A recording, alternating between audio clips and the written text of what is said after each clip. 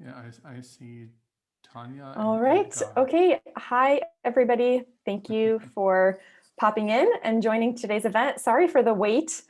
Just figuring out some new Zoom issues. So I'm glad we got that situated. And again, thanks for joining us for today. So just going to wait a couple more seconds as everybody is coming in from the waiting room, and then we'll go ahead and get started.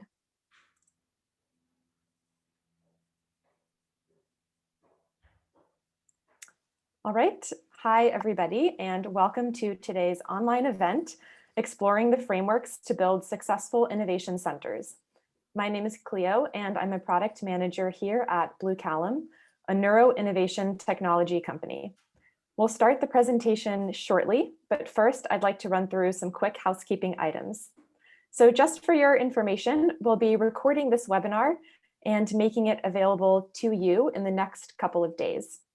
And secondly, if you have any questions throughout the presentation, you can either chat them to me in the chat box, or you can use the Zoom question and answer box, and we'll address all of your questions at the end. So without further ado, I'd like to introduce you to Axel Schulze, who is going to be presenting today. Axel is founder and CEO of the BlueCallom Group and chairman of the World Innovations Forum Foundation. Axel started and successfully exited 4 companies, the biggest reaching $5 billion in revenue, the second close to $1 billion. He's also a published author and patent holder. In 2015, listed in the global 100 most influential startup accelerators. In 2008, he won the San Francisco Entrepreneur Award. In 2006, he chaired the SaaS Channel Committee at SIIA, the leading trade association for the software industry in the US. He was also an early advisor at LinkedIn in 2003, spending the majority of his business life in Silicon Valley. Most recently, Axel has been on a quest to discover how the brain creates and processes ideas, and how some of these ideas can disrupt entire industries. So with that said, Axel, I will hand the presentation over to you, and looking forward to learning more. Thank you very much, Cleo. And yeah, welcome also for joining. We're trying to do something a little bit different today, because we're not talking about the product or innovation in general or how it's done. I mean, a little bit maybe, but primarily about corporate innovation centers. And those of you, I think, as I look at the list, it's probably everybody, is either running or participating as a team lead in a corporate innovation center.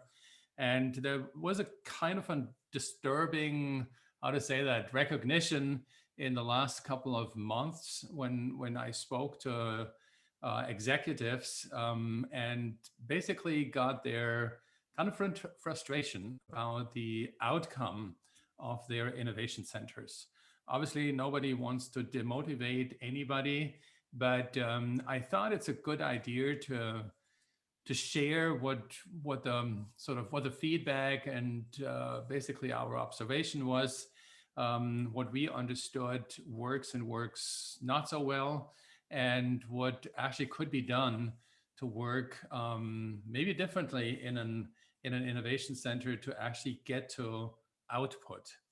And that brings me to sort of a little start about, my history, basically why I'm, how to say that, be arrogant enough to want to tell you. So like Cleo said, I mean, we started 4 successful companies, both in Europe and in Silicon Valley. And I'm kind of, blessed to be one of the rarer serial entrepreneurs who built basically 2 companies in the billion-dollar range. And when we started to not really retire, but actually help give back, this is sort of something that Silicon Valley entrepreneurs do, helping others to thrive. So we worked with over 150 entrepreneurs, more or less directly, close to 1,000 in kind of loose interactions. We had over 10,000 in our events around the globe, actually in Asia, in Africa, and Europe, and in the US. And we ran we ran 8 successful accelerator programs with over 50 companies and had 50% external funding rate, which is one of the biggest funding rates of any accelerator in the world. And so there's a lot of experience on both sides, helping startups and obviously being a startup and scale the startup to some really significant size. And what came out of this, when I was asked a lot of time about how did I do that, or what do you see in the startup world, real quick, in 60 seconds, what we are doing, BlueCallom.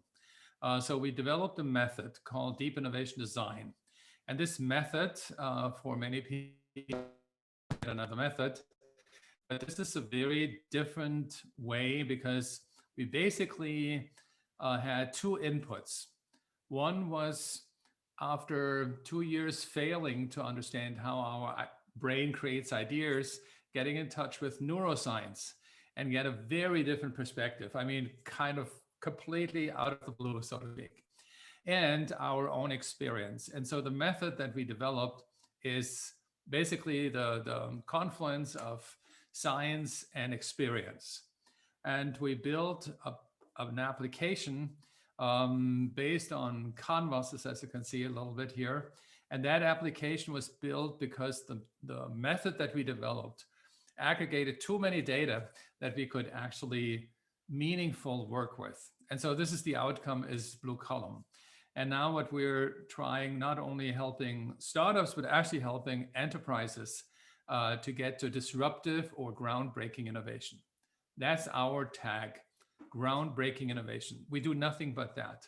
And I can tell you right away, groundbreaking innovation is not improvements. So we clearly differentiate between a true, genuine innovation, where we say innovation is the introduction of a disruptive elevation of how people do things and successful global distribution. Because if you don't successfully distribute your innovation globally, somebody else will. And so nobody has the mercy to say, yeah, this was the first, but we're the better ones. Because there's one thing, and this is the duality of innovation, the idea, but also the execution.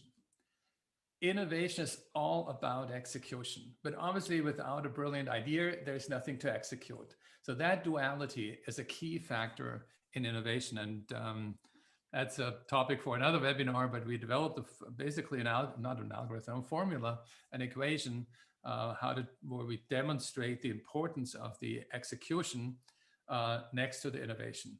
And as you can see from your own perspective, I mean, without even showing you anything, 90%, probably it's almost 100% of innovation has come from startups and not from enterprises. So enterprises lack something that startups do or can do, and enterprises not. And that's basically what we want to talk about today.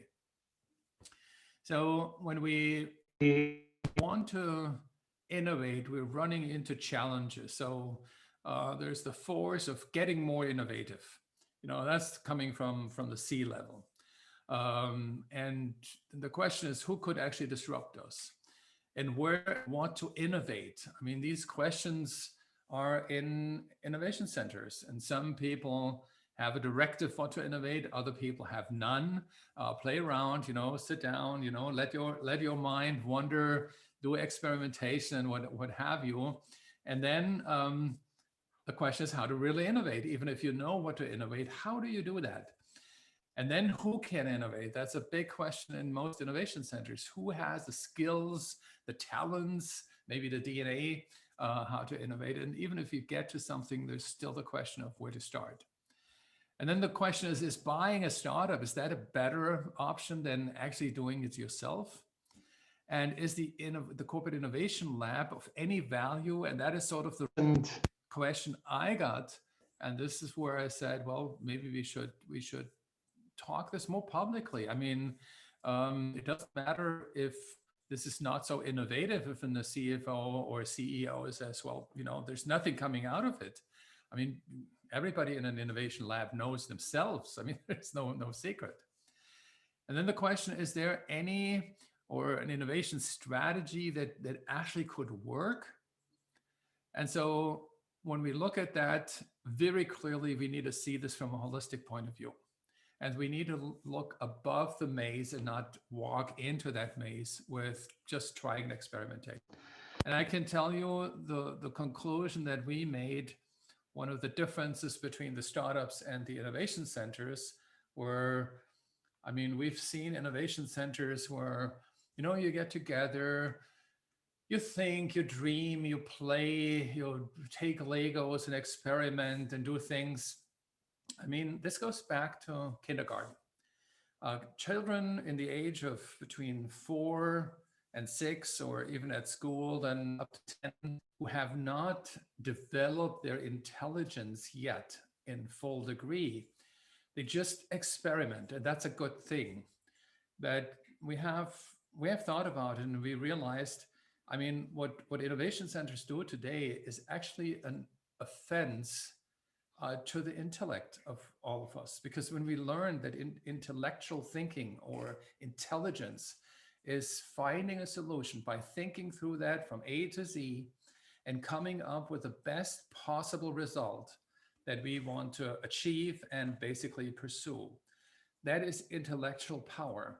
But if we're now basically asked to sit down and, play and experiment and do some prototyping, and if it doesn't work, we do another prototype. I mean, that is against our intellect. And so we're coming to a conclusion that what happens in an innovation center, in a corporate innovation center, is orthogonal to what happens in a startup, because nobody sits there and plays. I mean, startups work, I mean, I don't want to say under pressure, but this is pressure that we give to ourselves. We want to have a solution. We want to see this vision that we have evolved or developed become real, and we're working hard. I mean, I hate working hard. I mean, I've never worked hard, but we work a lot to make it. And so, with that said, we looked into innovation centers. Uh, you know, Ernst and Young. We looked at what Visa does, and you find these videos on YouTube. Just enter Innovation Center into YouTube, and you'll find a lot of these videos, what they do and how they do it, and how relaxing it is, and how cool it is, and how super modern it is, and all these kind of things. I mean, I did not show the Innovation Center of Tesla, and I didn't show it from Google, and I didn't show it from all the other companies, because they don't have it. They work in their operational work. Everybody is basically motivated to come up with ideas when they have some problem, but not just to sit there and have an idea. So we're looking for problems to create ideas. And here's something, and this goes to the one slide about ideas. This is what we found out, and this is what we build everything on. New ideas are not coming out of the blue. An idea is created from past experiences and is actually solving a very existing, very real, very well observed problem. And there is no such thing in our brain that creates ideas out of the blue. It does not do that. These innovation, these neuron cells in our brain, they're chemical reactions, and they're connected with others. There's nothing in this cell that says, I'm creating now an idea. We have 86 billion of these things, and they're together stimulate an emotion in our brain, chemical emotion, that we actually consider an idea. And if the emotion is strong enough, then we pursue that chemical reaction, so to speak, that idea, and make it a reality. That's one of these amazing things that humans have. And basically, in this degree, no other animal has, because animals don't have a language they can speak. No dog can talk to another dog and tell them what they saw, or better, what their grandparents saw. They cannot communicate that. We can, and that actually developed or co-developed our prefrontal cortex 8,000 years ago. That didn't exist before. And so our machine is, totally amazing. But what it doesn't do is creating something out of nothing. It just cannot do that. The chemicals don't just shake up something. Look, so with that said, we need a problem that we can solve. And every entrepreneur around the world, every single one, solved a problem. Because if they didn't, they would not succeed. If there's no problem, there's no solution, there's no innovation that people want to have because they have the problem. And so there might be something which entrepreneurs do once in a while is that, wouldn't it be cool if we could do that? Yeah, that might be cool. And then they do it. But if it's not something where they solve a problem for somebody else, people say, yeah, it's cool that you can do this. Okay, good luck. It's nothing that you can build a business on where you get paid for something people want because they need it to solve their problems. And that is what ideas do. They solve problems, and these ideas, and any idea ever created was composed of previous experiences where they already saw at least once or could imagine based on what their experiences were that there is a problem. So, and what we learn out of this is, number one, we need to involve our customers. But in general, we need to rethink innovation completely. And when we look at this picture, I don't know if everybody knows what it is. I think you can share it in the chat box. Anybody an idea what this picture actually is? I don't want to eat up too much time, but maybe you think about a little bit. So this is obviously a sort of an orange reddish planet. And if I say reddish, yes, it's the Mars. And here's actually one of those those satellite elements that cruise around Mars. The only thing which is probably disturbing is the green. And the green is actually sort of how it would look like probably in 50 years. It may take 100, it may take 200 years. But one thing is pretty clear. We will at least try to make Mars an inhabitable planet.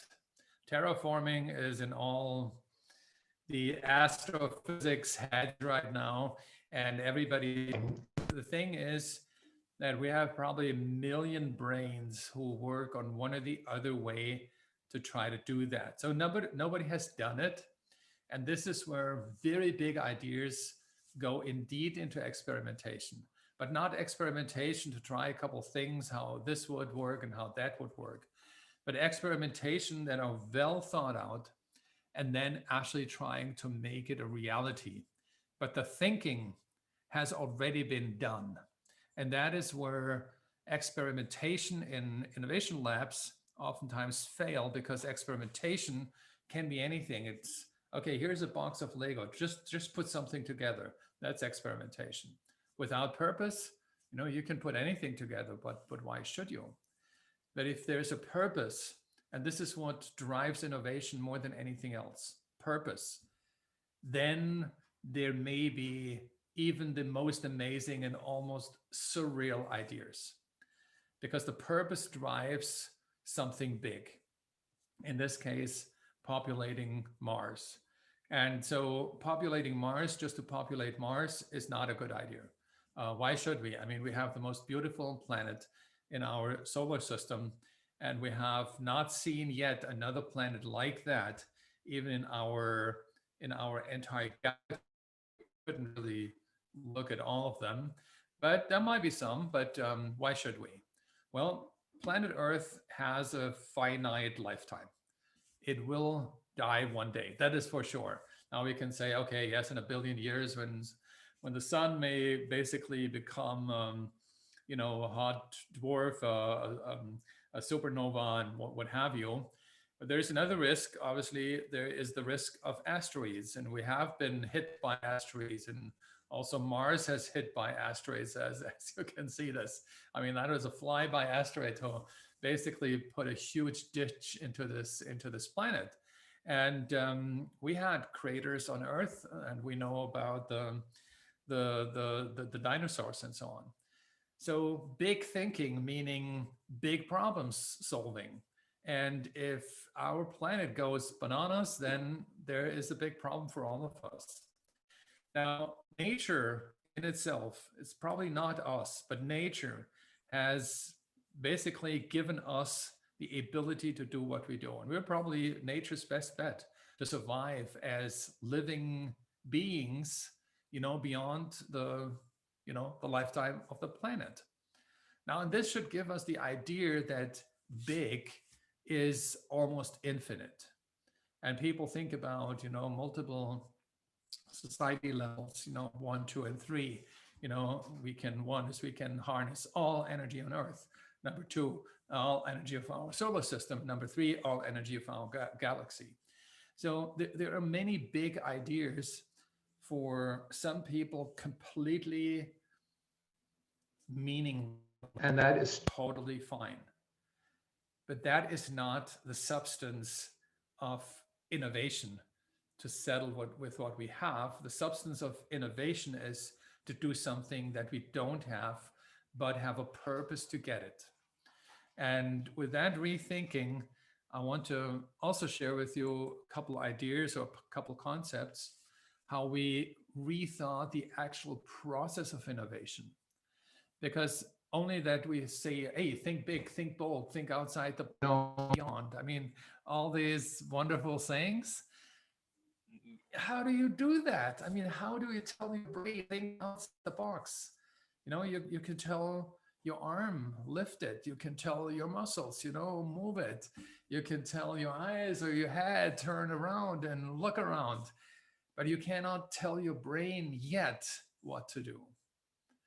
But this is what fascinated me personally, I mean, to the nth degree, that we're on the brink to actually have a conversation with our brain that stimulates the brain to a degree that it does certain things that it would not do without that stimulation. Now, in neuroscience, if you dive deeper into it, there are a lot of jokes about you and your brain, and goes all the way up to, I mean, split minds and so forth. But there are things we know that where we can stimulate the brain. And I want to share with you a couple of those things. One is the way we aggregate data when we think. So obviously you can make lists, linear lists from top to bottom. And that is not very intriguing because you yourself probably get 20, 30, 50 of ideas in that list. And then you make a couple assumptions and you make a little bit of research and you put this in your list and you ask your customers about their problems, the problems that you want to solve in a disruptive way before somebody else does. The list gets longer and you have maybe 100 or 200 items on this list. Now, if you go with a team of 10, so you have 1,000 or 2,000 of this list. If you involve the customers in an open innovation project, you may get to 10,000, 20,000, or 50,000 in that list. And that would not be consumable anymore. So what we did is we put a structure together where we use multiple canvases, because the canvases have an interesting feature. They have a structure and you can actually make the structure any way you want. And then you can obviously let other people select certain things they like and give certain comments to points that were made. And so people can go through a couple things based on the structure, meaning in our case, the innovation opportunity discovery or strategy or, the team assembly and so forth. Now, when we have that, what we can do is we can obviously rank and rate everything. We can give it a thumbs up. We can do things that is not, and this is an older screenshot. We have a thing that's geared towards innovation confluence, where we say, okay, I was influenced by this contribution or by that idea and build my own idea on top of it. And when we do that, we start to think differently about ideas, no longer my idea versus your idea and my idea is better, or you stole my idea. We understand that every idea actually comes from previous ideas. Every single one. There's not a single idea on this planet from all 7.8 billion people in the entire history of humanity that popped up just so. Never, ever. Because as I said earlier, our brain can't do something like that.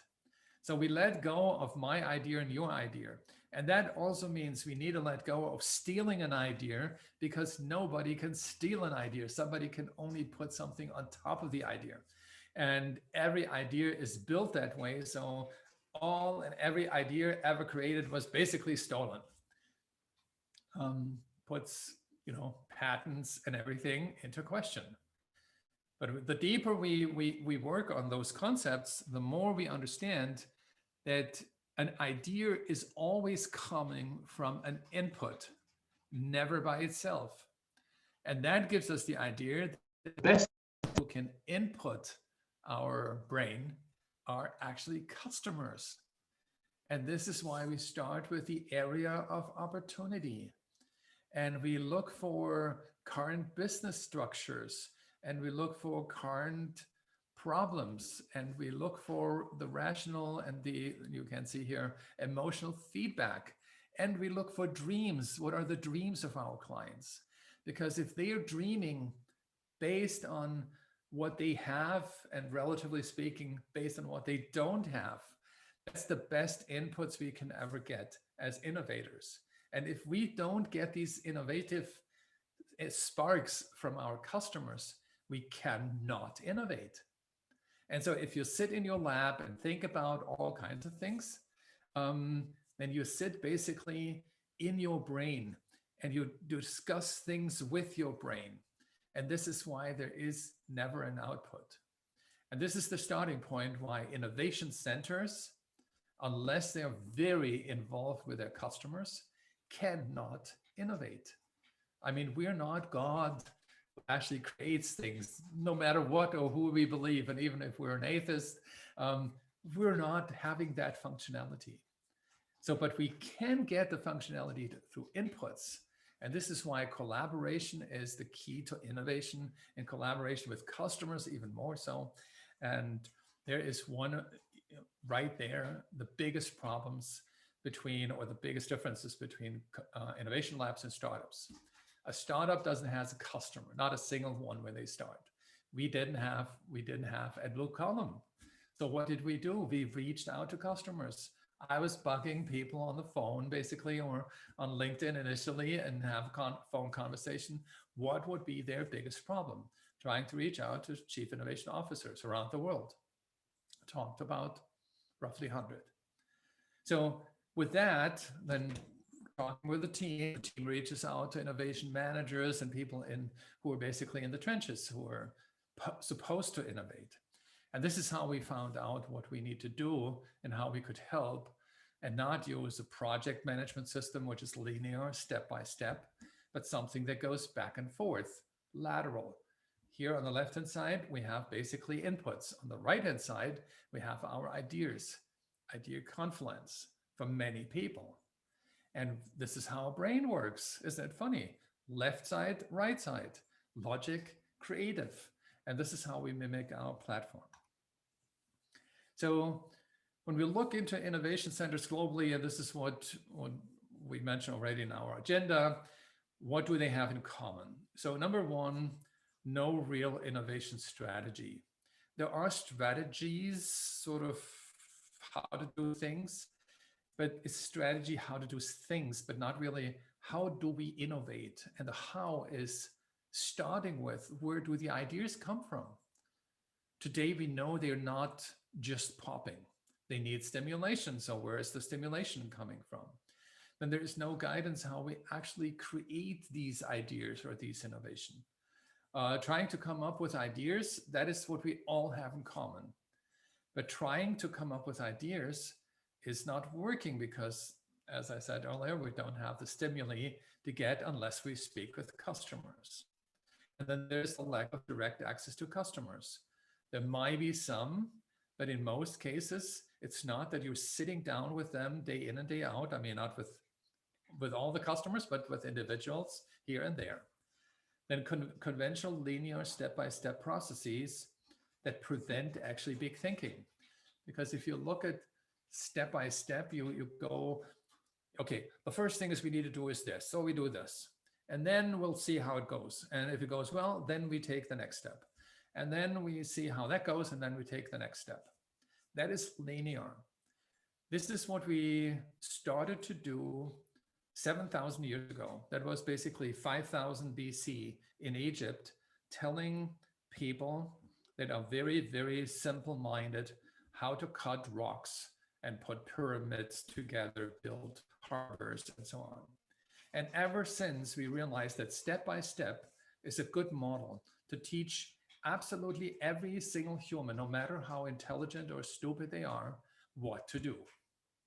And since this worked well, we forgot that our brain is actually a literal process engine. Right and left brain half are connected through 200 million axons. These are nerve fibers, and negotiate ideas between right and left. And they do this with everything you do. You look out the window, and I see basically here the outside world.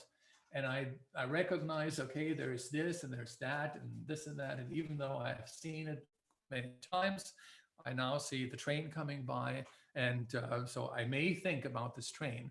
And immediately my other brain half says, well, think about your job.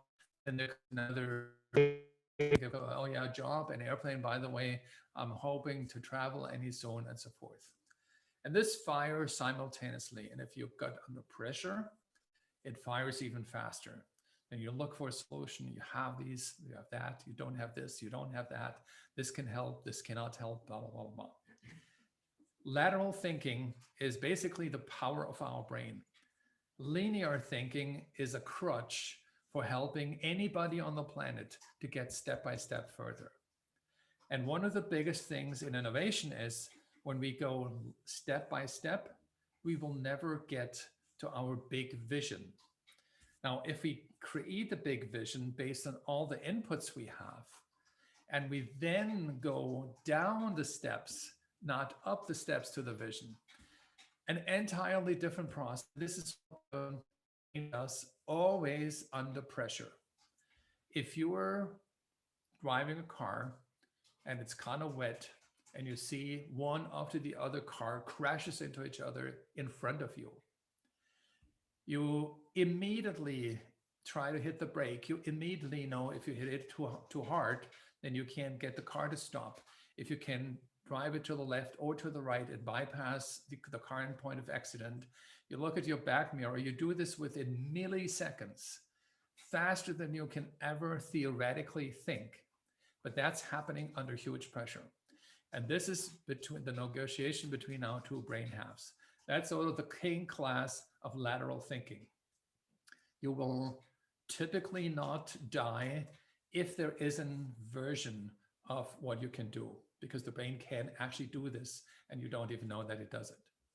So everything between these extreme cases, life or death, or your task, your job, your family, and everything else, there is a scale how the brain works. And if we take that scale, then we get to amazing ideas, but we need to know that mechanism. That is something that startups actually do without even knowing.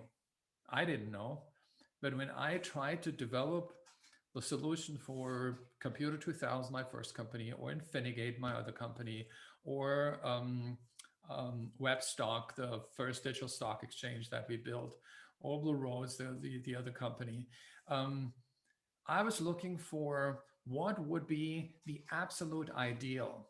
Something I learned at school from my parents, from friends, from everybody. Come on, ideal is crazy. You don't look for something real. But I rejected that suggestions. I always look for something, what would be the ideal? And if I reach a point where I realized that this is not possible, not today, I knew that is basically the limit. I reached a limit, or I exceeded the limit, because this is now not possible anymore. If I wouldn't have done this, I would not know where the limits are. Reach to the stars. We all do this today. I mean, we literally reach to the stars, moon, Mars, maybe something later on. But if we don't know the limits, then we're limiting ourselves instead of the fact that we want to go somewhere. And this is where innovation centers are, because of the training we had at school and even in the company. Be real, be logically, be realistic, don't waste time, be efficient, be effective, be all the good stuff that makes you a perfect human machine. We carry this into the innovation centers. And that is why there cannot be, I mean, under no circumstance, our brain cannot get down to the deeper roots of experiences and come up with a crazy idea. And that's the reason why there is, to our knowledge, no innovation center in the last 25 years who came up with a groundbreaking, the so-called $1 billion idea. Not one. And we're kind of polite saying, well, 90% is coming from startups, and because we don't know 100%. We had one case where we believed, okay, this is an excellent case for innovation that came out of basically a corporation. And that was, company is Nestle, and the product was Nespresso. Until we dig deep over the last basically 1 year and found out, and you can find out very easily when you know how to look now, that the person who actually developed it within Nestle could not get the thing funded. And so he went off and built it himself. But he was an engineer. He was a solo guy. Actually, it was he and his wife, and tried to build the Nespresso machine and didn't really get it to work. I mean, get it to market. Learning on the side. All successful startups these days are co-founders of different traits. There is the engineer, but there's also the business person, the engineer and the business person, one after the other. So that was one of the mistakes he basically made. But he got a little bit further until he finally got back into Nestle, and his manager saw the opportunity, and then they built it 10 years after it was actually developed in the first place. Now he is I think in the HR department in Nestle, and the Nespresso has changed the way coffee is purchased and made, I mean, across the globe. So that was a disruptive innovation. And it was inside a company initially, but it's not like innovation has the idea, made it, build it, and then went on, and it was a massive success.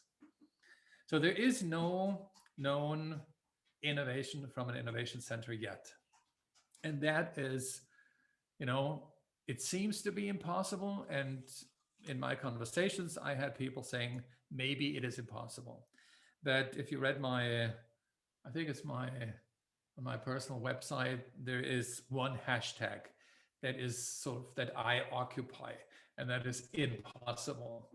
When somebody says it's impossible, it's something in my brain gets wired and connected and saying, okay, Axel, here you go, your next job, this is impossible, try to solve it. And so this is what we're doing today. When we look in today's innovation metrics, and you can do this by simply Google innovation measured today or innovation metrics, you find number of new products launched. Has nothing to do with innovation, but it's a metrics. So it doesn't tell you what it was done and whether this new product is actually an innovation or just an improvement. And please, I mean, by any means, improvement is important. Everything that every large company, a large and successful company did is improvement since 150 years, since the beginning of the Industrial Revolution. And those who still exist today improved continuously, but improvement is not innovation. Then another one is revenue, profit, growth from new products. Has also nothing to do with innovation. ROI from innovative activities. I mean, that is so cool. I mean, what are innovative activities and what is the ROI of the activities? I'd be interested to understand that one. Innovation budget as percentage of revenue. Well, that's, it can be a metrics, but it also doesn't help you. Number of active projects, and I can go on and on and on. You find it yourself. So the learning is there is no innovation metric yet. I mean, not publicly understood at least. Um, then we get to knowing how great ideas get successful. And that was when we started basically 5 years ago. What I wanted to do, and it had nothing to do really with innovation, it had actually to do with how could we help innovative or creative startups in the emerging countries to get successful like all the entrepreneurs 200 years ago, when what we call today developed countries had risen. So Germany was a poor country 200 years ago, but through some crazy people, including Carl Benz and Robert Bosch and Werner from Siemens and so on, you know, that something has begun to cook up. When you look at Switzerland, Switzerland was actually 200 years ago the poorest country in Europe. Today it's the richest. And there was one man, and that was Escher. And Alfred Escher basically built a piece of the railroad. In order to get funding, he needed to build a bank, so he did. And one after the other, then he realized he needed to have top talents to make it happening. What else he wanted to do? So he built the ETH. ETH is one of the most reputable universities in the world for technology. The bank he built is today Credit Suisse.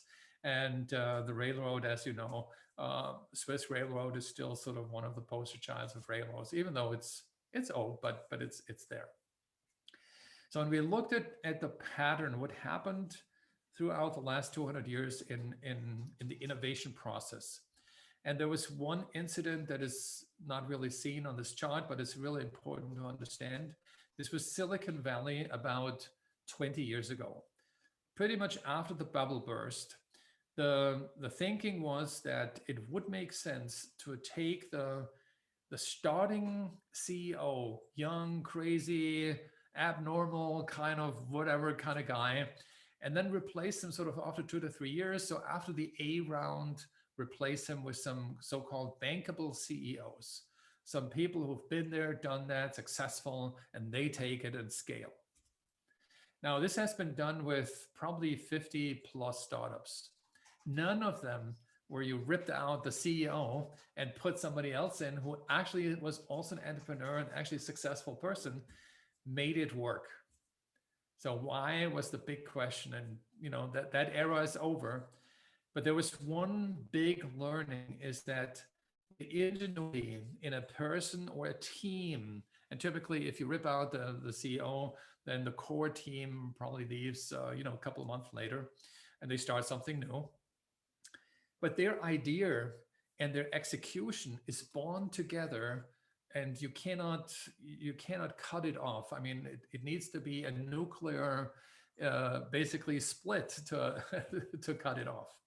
And the vision is not completely articulated, never is, because it's too big and we don't have words for everything that is in this visionary mind. And the vision to communicate is basically what took 3 years between the founders to constantly work and polish and operate and do things. Now, if you rip that out and put somebody else in, that cannot work. It could not, and it did not. So it was very clear that the team who starts it must be the team who stands on the podium at the New York Stock Exchange when they go public.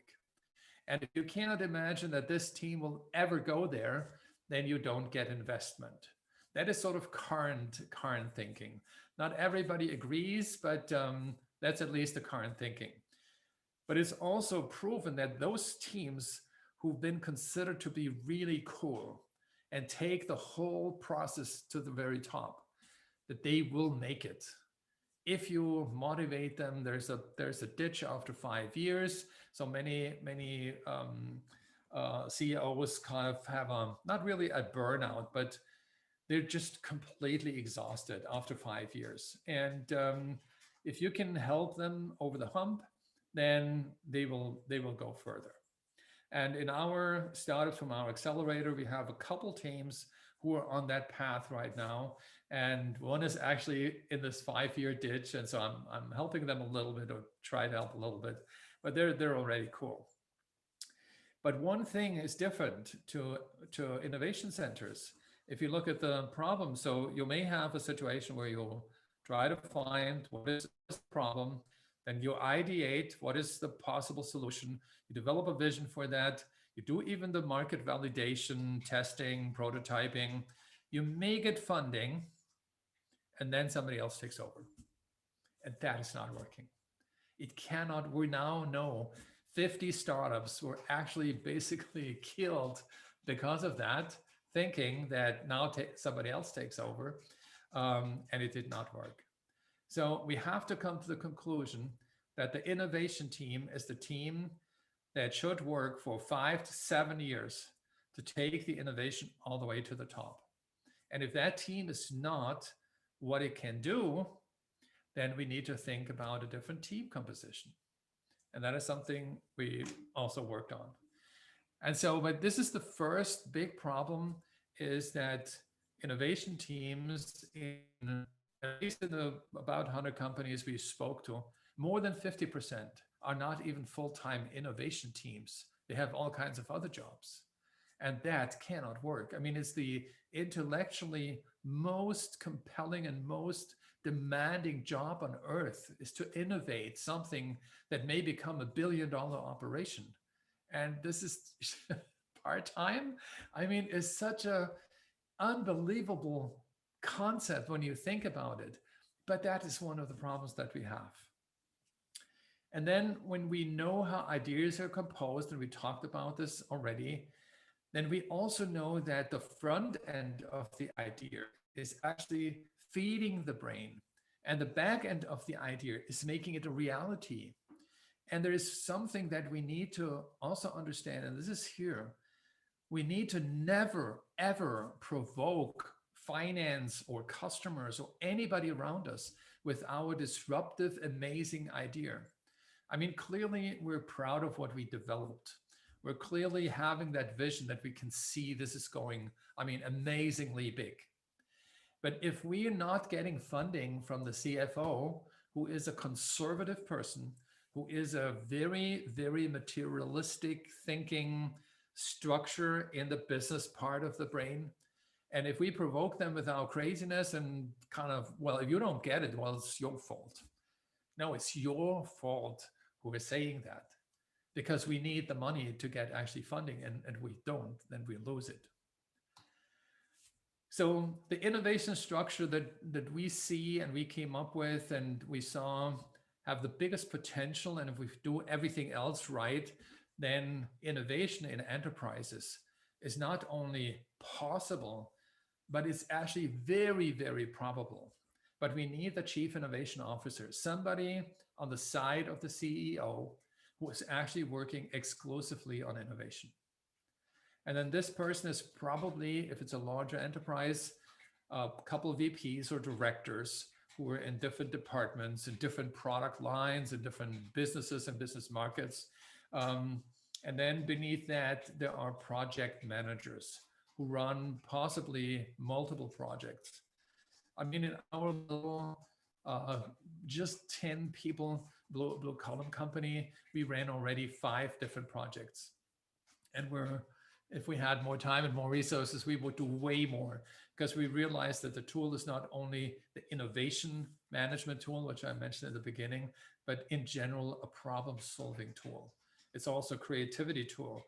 I mean, when we started to do the Ingenuity Cup, we used BlueCallom to get the concept together, because it helped us, I mean, within a week, basically, to pull this entire thing off. And then we have innovation analysts and innovation team assistants and so on, who support the specialists and the team managers. And so this seemed to be a good structure. And funny enough, when we looked at it afterwards, said, yeah, that's just basically how a startup is built. I mean, we build people where we have the the big vision to something, then we have these engineers and the marketing people who see how to get it into the market and make it a reality. And then we have other people who help them actually make it a physical product or a very cool event or whatever. So the completeness of a team is the basis of an innovation structure, and they're all full-time. If not, there cannot be anything other than a mediocre improvement out of this. And then the innovation characteristics is innovation team is king. Innovation people can work anywhere except in bureaucracy. We don't need these glorious, super fancy buildings, I believe, but we need a good environment. We need sort of intellectual competition. We need people we can think through. We don't need ego people. We don't need politicians or political thinking people. We just want to work. And we need to remind ourselves it's the intellectually most demanding job on earth, because we need to get back to creativity. We need to get back to lateral thinking. We need to say goodbye to step by step. And yeah, it's all easy. You know, buy this. This is your innovation product in 3 steps. You click here and you have the innovation out there. It must be full-time and so forth. So the last bullet is probably the other most significant missing piece in innovation centers. An innovation to market takes between 5 to 10 years. They're not ready in a year or 2 or 3. And it takes between 1 and 10 billion US dollars. You cannot build a disruptive innovation that is earth-shattering to the market with $500,000 or anything like that. I mean, clearly startups start with 500,000 or 200,000 or a million, but there's not a single unicorn on the planet, and hence the name unicorn, that is below $1 billion valuation. That means people have put in the money worth of $1 billion. And there is not a single disruptive, innovative product on earth that has been developed with less than 500 million. Not a single one. And so we have to very clearly understand that these two numbers, 5 to 10 years and 1 to 10 billion, is part of the outcome of an innovation center. And if that is not what somebody wants or is willing to basically support, then there is no innovation center. I mean, there are, of course, but it doesn't make sense. It's a poor waste of money. And you got to stick with your improvement phase. And there is enough money even for enterprises to make that happening. I mean, I can speak as an investor. Investing in private equity is exactly that. And people who need $1 billion, and they can get it actually as private equity from private equity firms with private equity investors, and put the same thing together that any freaking startup, excuse my language, get together. So, but it needs to be understood that way. And so what we're finally saying is we need to upscale teams. We need to upscale the thinking of the executive teams. And when we look at the teams, then we're looking at curiosity, fearlessness, creativity, determination, intelligence, communicative, and involving others in the project. This is talent. This means this is something somebody brings to the party. Then we need to develop skills, the listening skills, listening to customers and not arguing right after they spoke 3 words.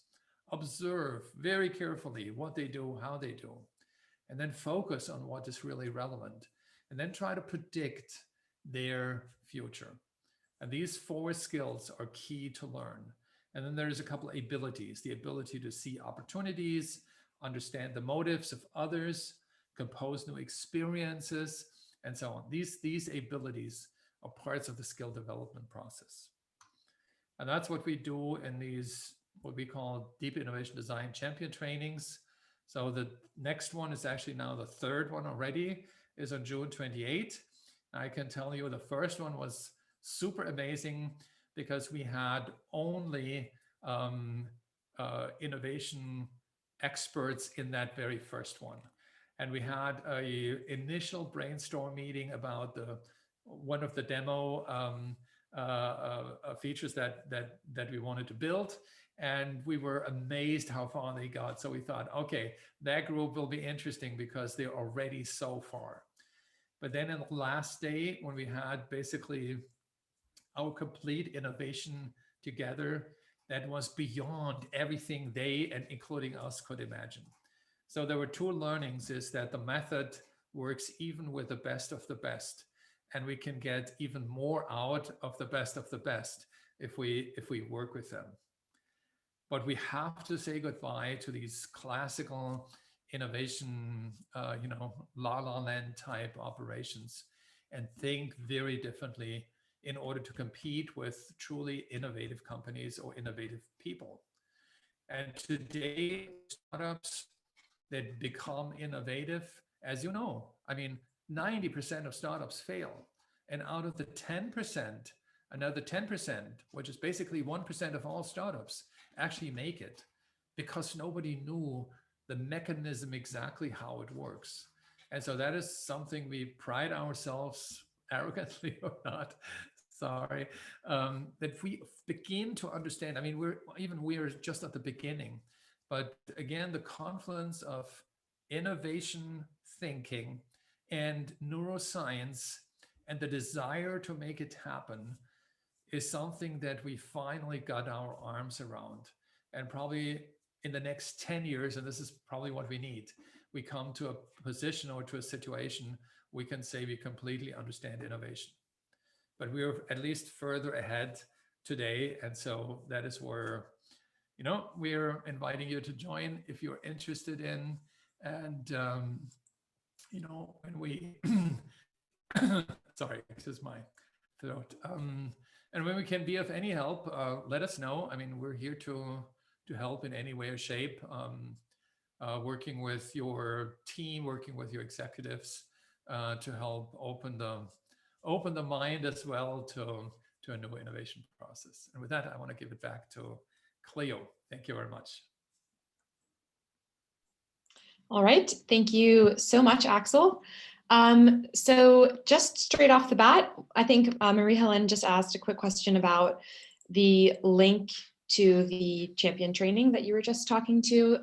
So it's on the slide, and we can definitely arrange for that to go out in an email, so that way it's just clickable. So we'll make sure that in the follow-up to this webinar, we will also include the link to the training so you can sign up, and hopefully we will see you at the end of June in the program. But since we're a little tight on the time, we're going to dive into the rest of the Q&A and go ahead and answer the question. And it would be great to hear, Axel, about how do you recommend an innovation center best collaborate with customers? Okay, super question. So in our entire method, we have one thing, and this is a realization we had basically from our startup days and from how we see our startups literally today work best. And this is when you interact one-to-one with your team, with your customers. So we initially were very impressed with these customer centers, inviting them, talking to them, and so on. And now with COVID, this is basically a no-go, and we did everything online. But we realized that the online conversation with one person and one person on the other side is really working well. So I can tell you from my experience with 100 executives, and believe me, getting to a top executive C-level people in large companies is very, very difficult. But even that worked pretty well by simply telling them why we want to talk to them. And when you want to innovate for your customers, and even if that is an executive, tell them exactly what you want to do. No hiding, no being fancy. Just this is what we want to do. We need to pick your brain because we want to make your life significantly better. And then you have the conversation with them, and you have basically one question, and that is our I don't want to say magic, but this works magically. And this is what I did. I always said, and I did this before as in my previous businesses, sorry, I have just one question. If you don't mind, give me a couple minutes to answer that in a conversation.